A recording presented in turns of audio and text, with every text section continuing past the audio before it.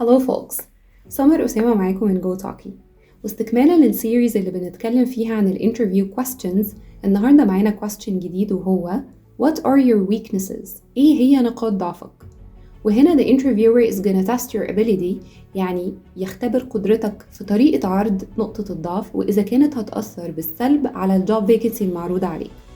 فهنا the best answers can be number 1 I struggle with organization and my desk can be a little messy. يعني الترتيب عندي أو التنظيم مش أفضل حاجة. Number 2 I don't have patience working with a team. يعني مش دايما صبور في حتة التيم work. Number 3 I can be a little timid providing feedback to my colleagues. يعني ممكن أبقى خجول شوية وأنا بعرض الفيدباك بتاعي على شغل زمايلي. Stay tuned في الفيديو الجاي علشان ندسكس question جديد و answers جديدة. Bye.